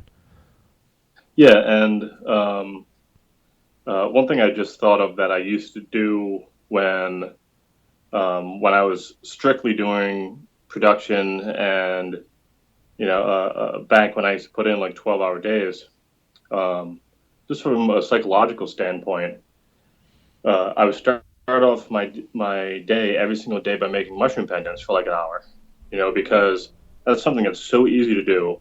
It's so quick. And at the end of that hour or 2 hours or whatever that you're making those, you look in the kiln and you have a pile of those things. And you know that, oh, I just made this much money. Mm-hmm. You wholesale them for, $4 or $5 a piece or whatever. And you look in and you got 20 of them in there and you're like, wow, it's like I've got like $100 plus dollars sitting in the kiln right now. And that would always kind of jumpstart my day. I'd already feel like I accomplished something. And then I could go on to making everything else, rather than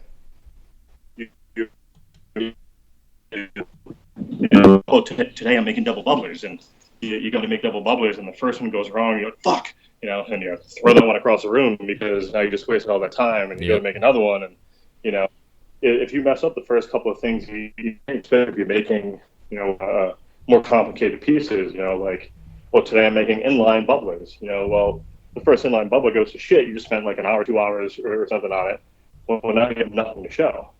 Whereas if you go in and you make something very simple, very quick, and load up a pile of those in the kiln, every time you open up that kiln, you look at it, and you're like, oh shit, look at that. Yeah, I already have all this in the kiln. Yeah, exactly. Yeah, man, actually, when I first started this podcast, I was trying to think of things to do as a group, as the audience, and I was like trying to think of challenges and stuff. So the first, I think it was July, was like the second month of the show, I did a 30-day pendant challenge, and the whole idea was if you make a pendant every single day for an entire year, even if you sell them for $20 a piece, you do 365 times 20. I mean, it's like, you make a bunch of money. But if you could sell them for $50 a piece, and you maybe say you do it for 90% of the year, it's a great way to start off your day, and you can make an extra $5,000, $10,000 a year just making these pendants every day, starting off your day. It's take 30 minutes, take an hour. Like you see Salt, for instance, like when he started doing his pendant auctions, he's been doing a pendant auction like every day for 3 years, and he's making a shit ton of money on whether it's a collaboration, but a lot of times they're like they're practice pieces.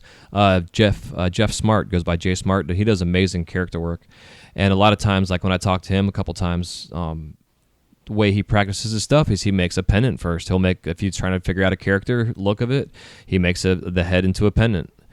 And then he auctions that off, and he has exclusive with a distributor that carries his actual functional work. But he auctions off those pendants, so it gives these collectors a chance not only to buy something that's quote unquote affordable, but it also gives him a chance to practice his piece. He's getting warmed up, he's getting his mind set, he's got his colors. Like there's a lot of going on there. Like I used to pull, like I did my production to start off my day. I'd pull points for like the first hour. I knew I could pull like 50 points, and that was like the rest of my day of my wrap and rakes, whatever I was making. But it was also because I would sit down, like we talked about, revisiting the whole baseline calculations. I knew the formulatic, equation to figure out what this piece was going to take to make it, So I can go all over the place with this, warming up your day with warming up, because it's so important. I mean, fuck, imagine how many studios around this country have piles and piles and piles and piles of like 3 to 4 inch sections of 8 mil laying around that they've never taken the time to piece back together. That's a great way to start your day. Go back and go through all your shorts and recycle everything. Yeah, that's something that whenever I would take on a student, that would be one of the first things that, because I always focused on the basics. Like a lot of people, they want to get into it. They want to take a class. They want to learn how to make a rig like the first day, and that's something that I'll never do. Like I'm going to teach you why glass does what it does, how to make it do what you want it to, and so it's things like that. Like I would teach people, okay, well, your first day you're going to pull apart 7 mil and then put it back together, and doing it by hand, doing it on a marver, and because those fundamentals are so important. And there's been a handful of people, at least maybe half a dozen to a dozen people that I help them get their feet wet, and then 2-3 years into it, they put a post on Facebook, thanking all these people that helped me get into class, and my name was never on it. And then 2-3 years after that, they put another post up thanking like people that helped them get to where they are, and I'm always on it. Because then they realize later on, they're like, oh, the fundamentals that you taught me is like what really helped and what really made me, like that base made me what I am. Mm-hmm. It's like, what it's like, I'm not. I've used the analogy before when it comes to teaching in general, not just glass, but you could go to a guitar teacher and you could say, I want to learn these 3 songs, and I'm going to teach you the chords you need to play those songs. I'm going to teach you how to play those songs. Does that mean you can play guitar? No, it means you can play those songs. But if you go to a guitar teacher and say, I want to learn how to play guitar, and they sit you down and they teach you why the guitar does what it does and how to figure out those songs, and the key that it's in, or the mode that's in, they'll actually teach you how to play guitar. I would rather teach somebody how to blow glass than teach them how to make something out of glass. Yeah, exactly. And it's I'm glad you bring that up, because I have this online course I'm launching here, and I'm in beta test right now. And the first class I'm doing for the betas are for those that have some glass experience, but it's a critters and creatures class, and it's 6 weeks. It's a 6-week class, and each animal that you make each week, it's a progressive process of learning the medium to get you to the final step. And we're starting off with a manatee on the first week, and a manatee is a real simple shape. You have some attachments for the arms, and you have a little bit of detail on the face. So it teaches you the medium. You learn what's going on, and then the next week we're going to be a dolphin. It's kind of a similar shape, but not so fat, but then you got fins to add to it. And then I'm going to break down, okay, this is the technique on how you make a fin on a piece of rod. Like I can't tell you how many times when I was learning how to do these dolphin tails on my own, I was just making took a rod of like 10 mil or 12 mil and would go along with whatever glass I needed, because I wasn't even shown how to do it. I had to figure out what's the proper diameter rod to get this amount of mass to make this look of this fin I'm going for. You know what I mean? So I had to experiment with that. And then once it literally has taken me like probably a year of experimenting and fine tuning to where now I could bang a dolphin out in like 10 minutes or less. And it looks like a fucking dolphin. Like I'm, not to kind of humble brag here, but like it's only because I have done it 1,000 fucking, dude, learning how to make these dolphin tails for me personally was probably the most frustrating thing I've experienced in glass blowing in the last 15 years. Like it was, because I know a dolphin tail has a specific look to it. It's different from a whale tail. It's different from a fish. It's different from a shark. Dolphins have very specific tails. So learning and understanding how to do it. And I had someone show me how to do the process, but that was it. It was just, I would sit and watch them make these dolphin tails, and I had to like make mental notes. And then and learning how to do that, I imagine, was probably also a very important step for you in glass blowing, because figuring that out would make you a better glass blower, taking the time to figure that out, and also in the process of, like you said, learning how much mass you need. Mm-hmm. That helps you in other aspects when you're the same thing when you're making a different figurine, or you're making a can for a bubble or something like that, yeah. Knowing the amount you use. Yeah, because that similar technique, like that's why I preach about pulling points, but like to making that fin, I was then able to make bird wings, where now I can make dragon wings. The dragon wings taken me 2 years to figure out how to make a realistic looking dragon wing. But I got it down now. I got it down to a science. But I can also now teach it from the bare bones minimum process of, okay, this is the technique that you practice with. These are the scales that you're doing, going back to the guitar. It's the same fucking thing. You got to practice your scales. Just like you got to practice pulling points. I think pulling points is the number one most important foundational technique that any glass blower can do. Whether you're pulling a point and rod or a tubing, it's still stretching out a stringer or pulling a centered that's perfectly round, evenly wall thickness blowpipe.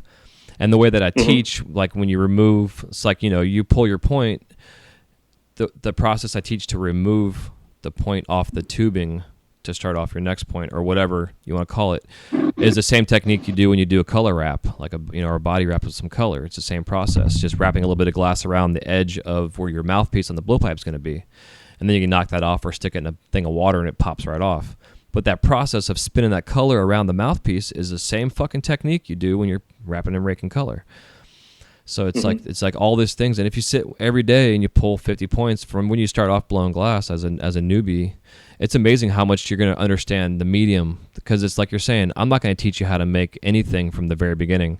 I probably have 100 pounds of scraps of all my little shorts that I keep, and I keep those because I not only recycle them myself, but I use those for teaching.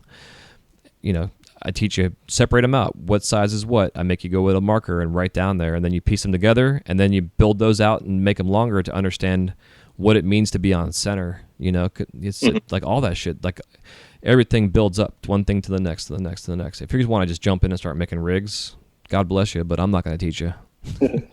This part of our conversation just reminded me of the Karate Kid, with like wax on, wax off. Yeah, exactly. Yeah. And it doesn't seem like in that movie, he's like, oh, what the fuck, I'm just waxing the car. Oh, what the fuck, I'm just painting a fence. And then later on, he realizes that that's the foundation that taught him everything, and that's the foundation of everything else that he knows. Yeah, exactly. Yeah, it's well said. It's a good analogy. It's so true.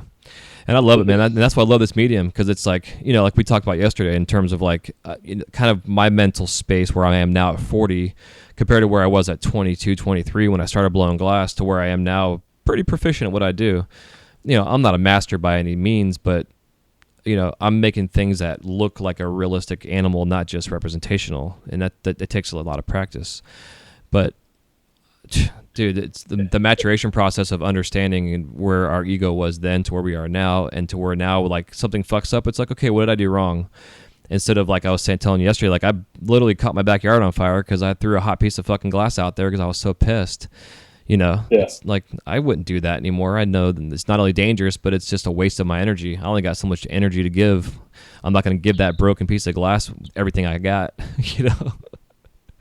Yeah, and like you said, now you're making realistic things that actually look like what you're making, and that's like I was saying about my very beginning, my very origin, is when I saw the people at Disney, like yourself, making these figurines that looked like what they're supposed to be. Like, they're making a dolphin, they get done, and that's a fucking dolphin. Like that, such an impact. I mean, the fact that somebody could take glass and make something like that, it boggled my mind at such a young age. And I said, like, holy fuck, like, this is what I want to do.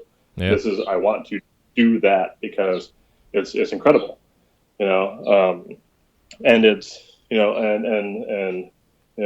going back to the, not getting frustrated part of it, like, as we mature and we can learn from our mistakes rather than getting upset at ourselves for our mistakes, it allows us to be able to do things like that. It allows us to get to the point where we can, make dolphins that look like dolphins, make manatees that look like manatees, make dragons that look like dragons, maybe. Yeah, dude, absolutely. And I think, and understanding the medium, it's so important just to know the medium, because there's such a difference between hollow and solid. Like, if I want to make a realistic dolphin and that's actually blown glass, that shit is difficult. Yeah. So, but it's understanding the medium. It's freaking awesome. Yeah, a friend of mine, my friend Bobby, who I brought up a few times, he, we were talking about different glass, and people say, "Oh, I hate shot because it doesn't fume well," or I only use simax because it fumes this way, or US 33 doesn't fume this way. And something he said to me, and I'm paraphrasing like a conversation that me and him had. All of those different glasses, specifically when it comes to fuming, they all fume a different way. So if you're using shot thinking that it's going to fume like simax, well, it's not. But shot has its own way of fuming that can be very appealing. So pretty much what we came to in our conversation and what he imparted to me was, like I said earlier about when something breaks and you yell, the glass is all beautiful.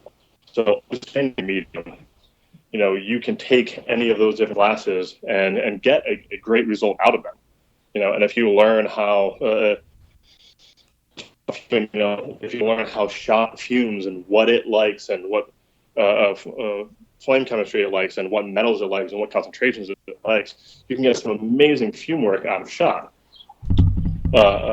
And same thing with simax and everything else. Even clear from China, which I don't ever use, but if I used it, there's probably a way that fumes that other things don't fume. Learning the medium and learning what the chemistry of these different types of glass, that just allows you to become a better artist. It allows you to be able to accomplish more without feeling limitations, without saying, well, I can't use this because it doesn't do this. Okay, well, what does it do? Yeah, exactly. It might not do us, but what does it do, and how can you use that? Yeah, well said. Yeah, and again, dude, that's just mentality too, man. It's just the way you think and talk. Mm-hmm. Like if I do something, someone's like, "Why'd you do that?" and my answer is always like, "Why the fuck not?" Yeah, exactly. Well, why the fuck not? Yeah. Yeah, it's interesting. I didn't mean to cut you off either. No, I was probably done with what I was saying, I think. Okay. Well, I tend to ramble. Hey, man, me too, so it's all good. but before we go on too long, I got to get into which is the reason I contacted you. So I found you on Instagram because of your character that you do, your other personality, your alter ego, Jimi the Don. And when I first saw your first post of it, I literally had to watch it probably 20 times and tagged a bunch of friends in it and had to show my daughter even. Like, it's just classic to me. It's what I love about social media is having the ability to just show different sides of who you are. Like, I'm all about showing off my glass and shit, but I'm also about like, this is my family, this is what I do, blah, blah, blah. And here is me being just completely fucking goofy or whatever. And you're consistent with it, which I think is killer. So, yeah, man. So let's talk about Jimi the Don. So I like to know his origins and like where that whole thing started, because again, and like I told you before we started recording, I haven't asked you this yet because I want to hear it fresh along with everybody else, because it's just such an interesting, unique thing that you do, and you guys got to check him out. So his Instagram is @mindfulglass, and I'll have a link in the show notes. And yeah, so let's get into Jimi the Don. Okay. Well, the name itself actually goes back past the videos. It's a nickname that stuck with me for a long time because I used to throw these big parties and I happened to look like the guitarist from Fish. So everybody like in this group of people in Rhode Island all like knew who I was because I looked like him and I threw these big parties. So I got this name, Jimi the Don. My friend called me, it was Eddie Hauser from Passive Glass Studios. He called me Jimi the Don of all hippies. And that name stuck with me. And then the way that the videos came about was I was talking to a friend of mine one night, and she was something was on her mind, and I was trying to cheer her up. So I just made a couple funny videos and sent it to her, and she thought they were great. And I showed them to this girl Sarah, one of my best friends, because I thought she'd like them. She was like, "You need to do more of those." I showed them to a few people, and everyone's like, "You need to do more of these." So I started doing these videos, trying to make people laugh, trying to spread joy, trying to show people that life doesn't need to be so serious, And somehow they just, they just became a thing that, you know, I do tend to wear a lot of fur because it's fantastic, Mm-hmm. and I do drink a lot of mimosas because they're fantastic. Um, and my friend Sarah, she does she does these videos on Instagram called life hacks. It's like, this is life hacks with Sarah, and she Nice. saw these videos and she's like, oh my god, I have my life hacks and you have your pimp snacks. I was like, oh man, that's like the perfect name. So I have that hashtag pimp snacks, Nice. and I originally thought about like having once I was doing more of them, I thought of having a separate Instagram, but I want to do that like because it's all part of me. Like you said, like it's a way to show different sides of yourself. Mm-hmm. So I left it all on one on Instagram, and um, I was doing them every Sunday for a while. Recently, I've been kind of busy, so they've been kind of spotty. But I'm just about to go back to doing them at least every Sunday, and it's to show people that life's funny, man. Life's fucking hysterical. I laugh all the goddamn time because it's fun and I enjoy it. Yeah, And exactly. when I make these videos, I try to plan them out and it never works. I'm always like, all right, I'm gonna do this. I'm gonna buy a baby watermelon, and I'm gonna buy like I have all these thoughts in my head of all this like weird shit that I can do, and I never end up getting any of the stuff that I need, and I just make it up with what I have around right before I do it. So I got into hollowing out different foods Yeah. because I think the first one was because I kept on having this carrot in my sleeve that my friend Adam, I did it once, and my friend Adam, another one of my very best friends, he said, he's like, that needs to be your signature move. Yeah, dude. I'm like, oh, that'd be great. I know I brought that up before we start recording. The carrot in the sleeve thing is fucking hilarious. I laugh every time I see it. I'm like, and I'm expecting it too. So don't stop that. And that's how the original like hollowed out thing I think came around, because I realized that I had done it enough times for it to be expected. Mm-hmm. So then I took a cucumber and I hollowed out a cucumber and put a carrot inside of it. So then, at the end of the next video, when I go to pull this carrot out of my sleeve, it's a cucumber, and I look at it all confused, and then I crack it open and there's a carrot inside. And people saw that, and then I got all these messages, the next day, and they're like, "Oh my god, that's the best one you've done." And then, then I started hollowing out more things, like hollowed out an apple and put pickle slices in it. Yeah, that was the first one I saw, and then when we did that, and dude, I like it because it's complete two different things that you're just not expecting to go together. I wasn't expecting for you to pull the apple in half, also. So like the way you're doing it, it's well done. Like the production value is great. Thanks. Yeah, like I said, these things just kind of happen in my brain. Like as I sit down, I'm like, oh, it's time to do pimp snacks, and I just kind of sit down and just whatever happens in my head happens. But it's like I want to spread joy. I want to make people laugh. I want to make people happy. I want to make people see that you can be silly. You can be weird. You can be odd, and it's completely okay. It's what makes life enjoyable. And the fact that I'm making these videos and sharing them with people, and it makes people laugh. The fact that that's why you reached out to me. The fact that people send me messages like saying how funny it was and how much they look forward to them, like that, it means so much to me, because that means that maybe I'm putting a smile on somebody's face. Maybe if just one person in my life, if just one person has who sees the things that I do, maybe it's having a bad day, and then they see somebody like that and it cheers up their day. Mm-hmm. That is worth everything. Because life is beautiful. Life is gorgeous. It's funny. It's fun. It's whimsical. And if I can share my my journey with people, and maybe maybe lighten up somebody's day, that means the world to me. Yeah, it's awesome. Yeah. And it's what I think is cool too, man, is it just goes along with the whole, like, you're not identifying yourself as being just a glass blower. You're not a glass artist. You're Jimi, and this is all the sides of you. And it's, you know, it's easy to just get stuck in this moniker of I'm a glass blower, look at me. You know, it's like, okay, what are you going to do with this ability to live this lifestyle you could live, and then who are you going to then influence out there while you're doing it? You know, so it's...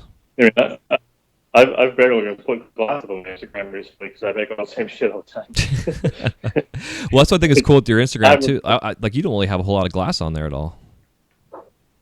Yeah, because like you said, like there's so much more to me than that. You know, like there's glass on there, but recently I haven't been blowing a lot of glass because I've been very busy. Mm-hmm. And now that I'm getting back into it, you know, this weekend I was blowing glass with, you know, a couple of very important people, you know, Bobby and Melissa, and you know, like, because I've been blowing a lot of glass recently, I don't need to put up the things that I'm making, you know, but I'm still me, you know, I'm still Jimi. At times I'm Jimi the Don, you know, I'm a weird dude. There's a lot of shit that happens in my brain that makes me giggle, and I want to share that with people. Mm-hmm. You know, like the hashtag that I used for some things, like I think a couple of years ago, and I forgot about it until recently. I've been using for everything recently is smiles tickle.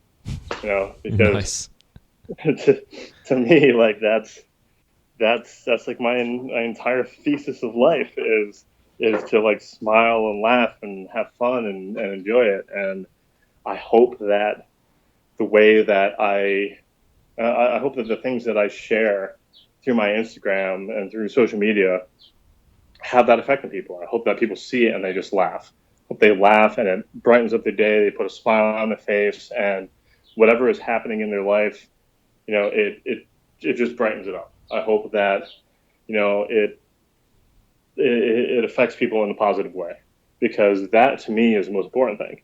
You know, I want to, like I said, like I want to share my happiness. If it was a physical thing that I could slice up like, you know, American cheese, I would make everybody a grilled cheese sandwich with rosemary and bacon. That sounds amazing.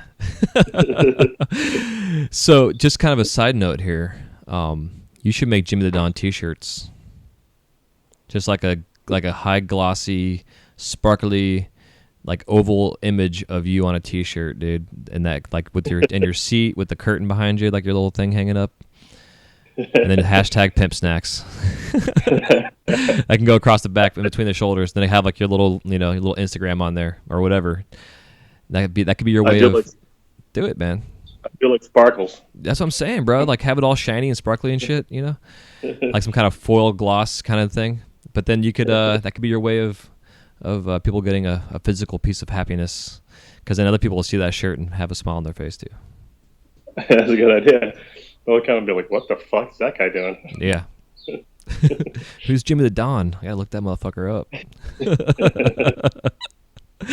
Hell yeah, man. Well, I think right now is a good chance for us to take a quick break and thank our sponsors. And then we'll come back and we'll be time for us to crash the kiln. I can dig it. This segment of the Wise Guy Radio Show is brought to you by The Flow Magazine. Right now, The Flow Magazine is extending their deadline for submissions for their marble and paperweight issue, summer 2019. They have extended their deadline until March 30th, 2019. And if you'd like to have any kind of marbles or paperweights submitted, you have to have this in by March 30th. Make sure you please include an email with 3 to 5 high-resolution digital images of all your glass art that you have at least 300 DPI images, and along with a completed submission form to theflow.maureen@gmail.com. Check the show notes for the link for that. And again, that is for anybody interested in submitting any glass, marbles, or paperweights into the summer 2019 issue. If you also would like to subscribe to The Flow Magazine, you can go to theflowmagazine.com and use promo code WISEGUY, that's WYZGUY, and you'll receive 10% off your annual subscription. That's theflowmagazine.com.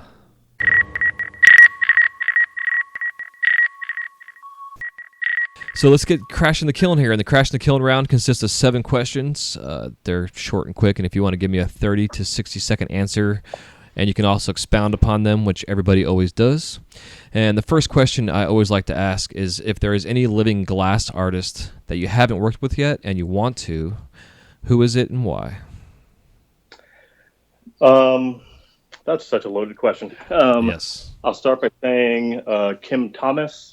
She goes by Z. I think on Instagram she's iRockZ, because the things that she's doing, they're just morbid and creepy and delicious, and that really appeals to me because I collect dolls and weird shit like that. Also Colton. I really like his style a lot. He's been a big influence in me.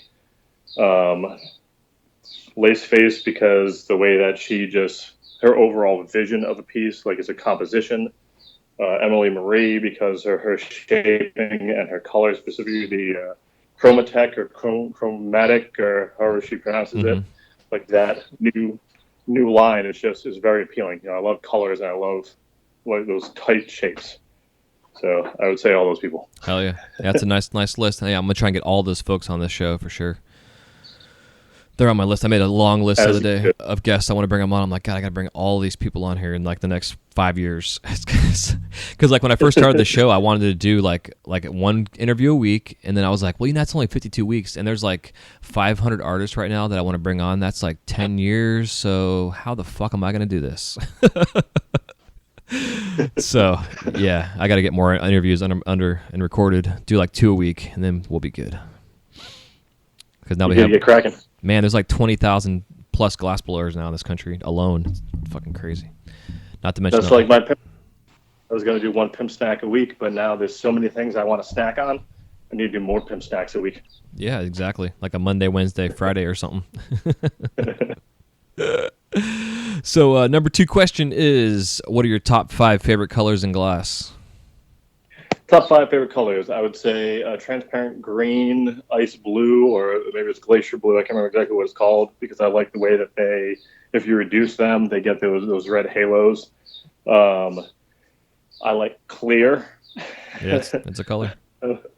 I would say periwinkle and maybe chartreuse. Cool. What's your worst injury in the studio? Haven't really had that many. I've never been the type to pass my hand through a flame or anything. I mean, I've had some pretty deep cuts on my fingers right when I would get to somebody's house to blow glass for like a weekend. So those have been pretty bad. But other than that, I've never really had a really bad injury. Cool. That's good. Knock on wood here. Yeah. When you're in the studio, do you watch TV, listen to music, or do you both? Music. I listen to music and I sing at the top of my fucking lungs, sometimes really off key, as loud as I can and as weird as I can. It's all about music, and I love the fact that a lot of times when I'm blowing glass, I'm screaming Madonna at the top of my lungs, and hell yeah, people that like outside of the studio are probably listening like, what the fuck is going on in there? Fun is what's going on there. Yeah, exactly. Lots of fun. Oh, that's awesome. Let's see. I'm trying to think of my questions here. I used to have them written down in front of me, and now I don't. So let's see. We got the person, we got the colors, injuries, music. Oh yeah, do you have any glass blowing themed tattoos? I do. I have on the inside of my wrists, I have the Italian word vetro, and I have the Irish word gloina, and both of them mean glass. Interesting. They're just like a symbol. Well, I got I picked a certain font that I thought looked good in both words, and I had a friend of mine put them on there, and I'm very Irish, so gloina, like that made sense to me. And though I'm not Italian, a lot of our techniques and a lot of the base of lamp working and glass blowing comes from Italy. Mm-hmm. Like a lot of it developed in Italy. So, and the company that I work for is also Italian. So like a lot of the glass we have at work, the product names for the inventory like in inventory, it's a Ep.212, a Ep.210, or something like that. So that also means a lot to me. So I get those two words tattooed on my wrists because Nice. they're right. Because I use my hands for blowing glass. They're right there all the time. Hell yeah. That's awesome. If you could describe the sound of glass cracking in one word or a sentence, whichever, what is it? One word or a sentence. Yeah, I guess I need to rephrase that. So how would you describe the sound of glass cracking? The sound of glass cracking, I'd probably say, oops.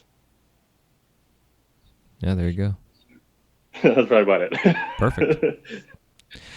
And the last question is, what are your top 5 favorite tools that are beside your glasses and your torch? My lungs and my mind, my hands. If we're going to talk about actual physical tools, I would say I have those tweezer jacks, which are really nice. Bail biters for making bails on top of pendants. I use those for all types of shit all the goddamn time.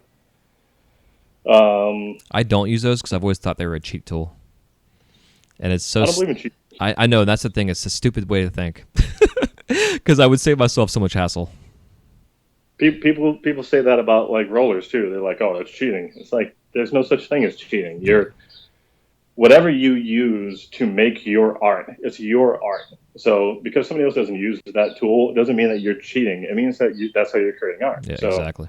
Bail fitters work for me. My lathe is probably my number one tool. And I got an old beat up Bethlehem that it's not the straightest thing ever, but I can use it and I can make a lot of great things on it, and it means a lot to me. And that and those bail biters, my tweezer jacks, diamond shears, all those things. You figure out the way to use these things, and as you go throughout your career, you learn how to use them in different ways. The bail biters were originally just to make bails and pendants because I made a lot of pendants. Well, now I use them for all types of crazy shit all the time when you need to grab something with more precision than you would get with like a tweezer or with like a piece of formula or something. You can take these bail biters and just bite right into it and grab it and pull it in one direction or the other. Yeah, that's a good idea. That's very true. Yeah, I use those a lot. I use shears a lot. For cutting a lot of stuff. I love cutting glass. Isn't that such a weird thing? But I love cutting it. Yeah. When I first started, I just had a pair of scissors, and yeah, me too. And it was so cool to just use those scissors to just cut through glass. And now my shears are still like shitty shears, but they work. And that's something that I would say shears would definitely be pretty high on my list because I do a lot of work with dichroic glass, and specifically like flat. I make a lot of flat things out of dichroic glass, so I end up cutting the basic shapes using my shears, and a lot of times I finish it on a wet saw. But having those shears definitely gets me close to the shape before. Heck yeah. Yeah, it's a good idea. I gotta get a pair. I got a couple tools I bought years ago that were like new to the market and were on sale, and I was like, oh, that looks interesting, that I have never used because I'm not really sure what it could be used for. And I pulled those out recently because I'm like, I got to use these for something. Like these were like $75. It's like I have like this weird, it's like an isosceles triangle shaped graphite piece that I thought would be used for like flaring out a foot or opening up like a wine glass or something like that. It's some kind of marber tool or something, I don't know, but I'm looking at it now more of like a carving tool almost for doing shapes and stuff. So I gotta play with it some more. But dude, I'll tell you, my butter knife and my spoon are like my two favorite tools that have like multiple uses for all kind of things. Maybe not a steak knife. No, I've got a butter knife that came out of the restaurant that I used over Mexico. You see it in the restaurant, you're like, ooh. Well, it was one of those days where I forgot my knife, and I was like, shit. And so I asked Patty, who is our main lady there at my store, and she's like, I'll be right back. And she went to the restaurant and brought back 2 different types of knives. And I was like, I will use that one. And now this knife's made like 1,000 Olafs and all these owls and everything else I've done on stage. And I use it. It's perfect, man. It's like it's got a nice balance, you know. But my spoon, too, is like a newer tool that I use for a lot of different cutting and shaping and things. It's fun. Yeah, that's something I'm just getting back into. You know, like I used to do a lot of sculptural work, I used to do a lot of sculptures, and I used to do a lot of marbles. That's really like the things that got me into class, because I you know, as I'm sure you may have done when you were a kid, we used to play marbles. Yep. Like that was an actual game. Yeah. And I grew up doing that. And I grew up playing jacks. You know. Like, oh yeah, hell yeah. Like most of my, you know, a lot of my friends are 6-7 years younger than me, if not more, and they have no idea what the fuck that shit even means. And at one point, I used to make a ton of marbles, and I used to make these snails, all called Mortimer, and I used to sell a lot of these snails, a lot of these Mortimers. I used to sell a lot of marbles, and I even made a handful of sets that were you know, I'd make glass jacks and like a marble that looked like a bouncy ball, you know, and I would sell that set, and I used to sell this shit for a lot of money. And then in 2007-ish, when the market crashed, you know, it took the wind right out of those sales, because, you know, November used to be a huge month for me, going to craft fairs and holiday shows and everything, and selling a lot of pendants and marbles and everything else that people would give for gifts. You know, I used to make thousands and thousands of dollars in November just going to these fairs and shows. And then in 2007, I think it was, in November, I made $152. Wow. And it fucking crushed me, you know, and it got to the point where I used to be at like a concert or something, and I'd have my glass out on a case, and, you know, I'd be standing out front of the venue, and people would come up, and, you know, they'd look at my marbles and be like, oh my God, this marble's fucking sick as fuck. Oh my God, it's changed my life and all this shit. And, you know, people used to pay a lot of money for these marbles, you know, and then it got to a point where people would come up and be like, oh my God, this marble is amazing. Oh my God, it's blowing my fucking mind. I just shit myself. And then they'd say, you know, how much is this marble? And I say, oh, it's like $160, $200, $300, whatever. And they say, oh, I'll give you $30. Yeah. It's like, no, you no, you won't do that at all. Because people at that time, they weren't spending money on things like that. They weren't buying art because they wanted to pay their fucking bills. Yep. And that is really what got me into just making pipes, because it's kind of recession proof.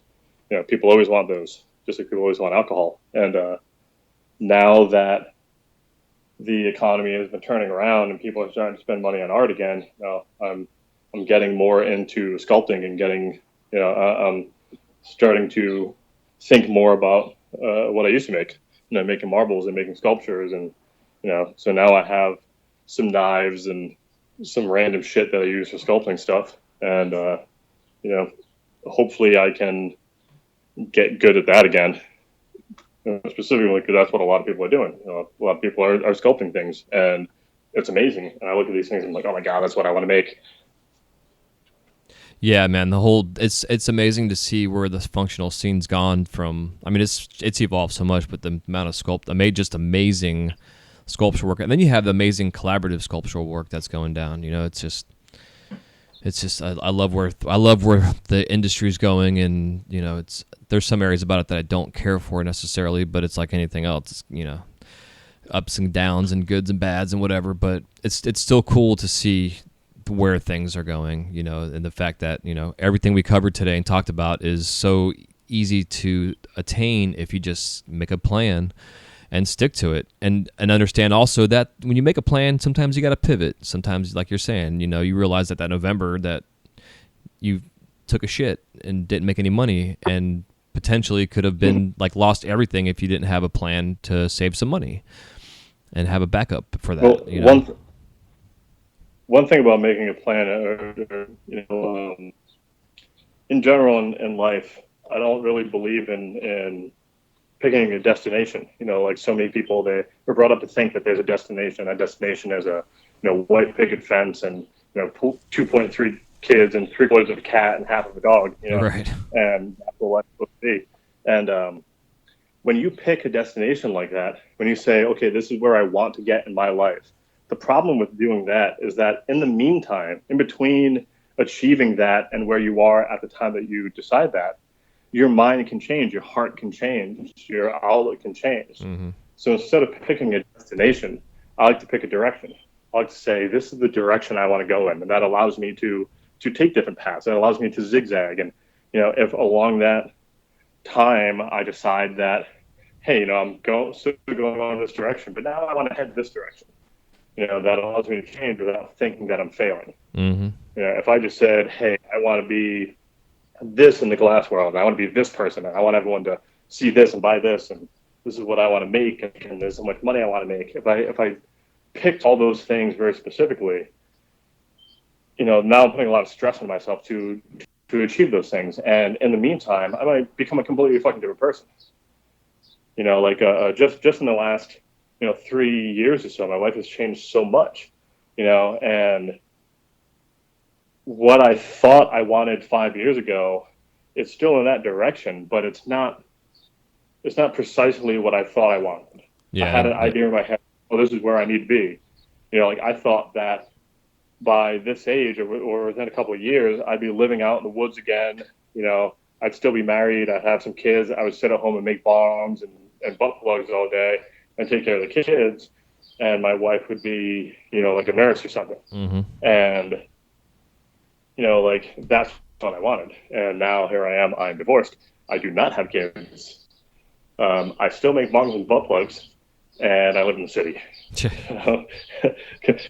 Completely different, place that I ended up in that time frame. Yeah. Yeah, you're completely right, man. Because when I started doing glass, I didn't know all I knew is I just wanted to make a bunch of money and pay my bills, and then I was stressing all the time. But yeah, I never imagined in a million years, and I tell guests this all the time when they ask me about how I got to where I'm at, and it's like, I don't know, I just had childhood dreams and now they're come true. It's all surreal, the path to get here, but the journey, bro, has been, like you've said before, I don't regret a damn thing I've done. Sure, there's things I could have done differently, but it wouldn't make me who I am today and where I'm at today if it wasn't for those decisions that I made at those points in time. It's just how we can't live with regrets, and you also can't just save, and then one day I'm gonna retire and then go live my life. It's live your fucking life now. Save now for that retirement, but also save now for doing the things you want to do, to go travel, to go whatever, go teach classes in Europe. This glass world's expanding. Take advantage of it. Like I said, you only live once, might as well die young. Well, enjoy your life while it's happening, mm-hmm. but you still need to be mindful of the future. So my life is fucking insane. My friend said last night, he was, this cat that was me, he was petting her and he's like, oh, Jimmy, she has glitter on her. And I'm like, that's how we do. Every day of my life, I want to laugh and play with colorful, shiny things, but I'm still aware of how long I can sustain that. I treat myself physically very well. I exercise, that way I can dance and blow glass and have sex at a high level for a very long time, because I love all of those things. Mm-hmm. And I want to, I want to enjoy this life for as much as possible, but just in case I can't, because life is so chaotic and so fragile and so unknown. I want to enjoy every second that I have, just in case something happens, because you never know. I have friends, pass away all the time, randomly and surprisingly, and you never know when that's going to happen. So I don't want to be the person laying in a bed at 80 years old, looking back and thinking of the things I wanted to do. I want to be the person looking back and with a big smile on my face, and oh, fuck yeah, I did that. And if I'm laying in a bed and I'm talking to friends and family as I croak and I'm talking about things that happened in my life, I want it to be I want it to be glorious. I want it to be jovial. I want, everyone to be laughing and these big guffaws from all these things I'm talking about as I, recount the things that I've done in my life. When I think about the things I do in my life, I want to smile about them. And like you said, you shouldn't regret anything. Even the bad times in your life, they're showing you what's good in your life. So you should still enjoy those times. Like when something bad happens, there's always something on the other side, and there's always something positive that's going to happen on the other side. It's always going to lead to something. It's going to teach you something. So rather than dwelling on it and be like, oh, fuck, I can't believe this happened, learn something from it and let your life become better because of it. Yeah, man. Well said. Mm-hmm.